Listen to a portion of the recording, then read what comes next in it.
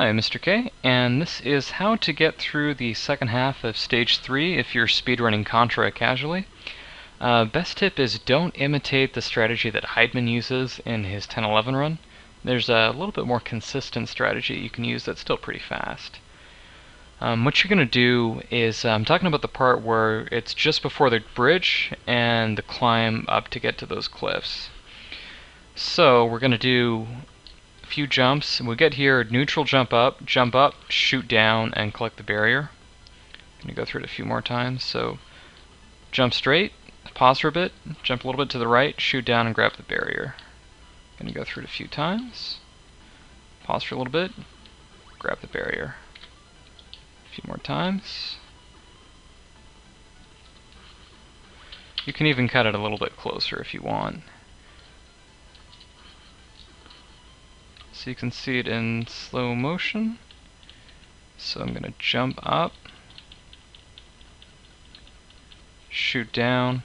Spread's got, of course, a wide trajectory, so you're pretty much guaranteed to hit the carrier. And if you're going a little bit too far to the right, you can just tap left for a little bit to correct yourself. Now it looks like I'm going to fall in the flames, but luckily the barrier power-up's rising up, so I'm going to grab it with a little bit of a window of time before I actually hit the flame, and I'm fine now. Once we've got barrier, the rest of the stage is straightforward until we get to a little bit later. So for this part, just keep jumping, time it as best you can. Any time that you save will be more time that you're invincible, which will come in handy.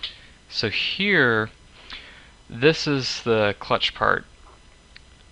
So what I'm going to do is I'm going to make a few more jumps. I want to take out this guy here. And I just barely made it, but that's okay.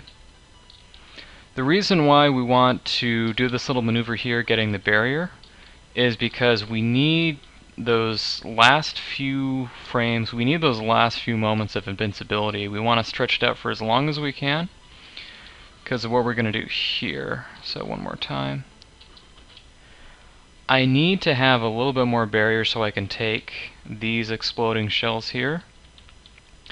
And I need to take this guy out if I can, which shouldn't be too bad. So the turret at the very tip-top left there, I don't have to worry about because it's going to take him so long to turn around. By the time he does, I'll have already been out of the way. The only thing you have to worry about is my invincibility is just about to run out. You got to worry about this shot. This thing's going to fire right here.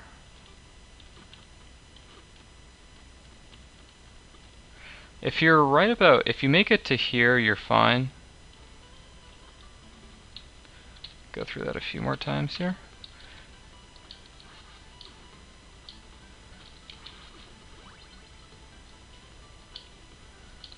So just try to time it with the A button as best you can, because every few frames you save is going to be some extra time for invincibility. So I have enough invincibility to eat these bombs, take this guy out, and yeah, sometimes that turret a little bit lower can give you a little bit of grief, but yeah, you can make it through. Now if for whatever reason you don't have barrier, what I did there was I jumped straight until I reached the height of my jump, and then I started to hold right. So I was able to get over those shots, even though I was like really late going past the bridge. If you just hold right when you jump, you're going to eat the hit. So like, let's say I don't have barrier. Jump straight, then hold right if you're a little bit late going across the bridge. The rest of this, got to be a little bit careful. You can take out this guy here so he doesn't fire his shots. You can't take out that guy to my right that shoots down. Wait for these to go away, and then make your way up. And then you should be alright. So yeah, that's the alternate strategy. Let me know if you have any questions.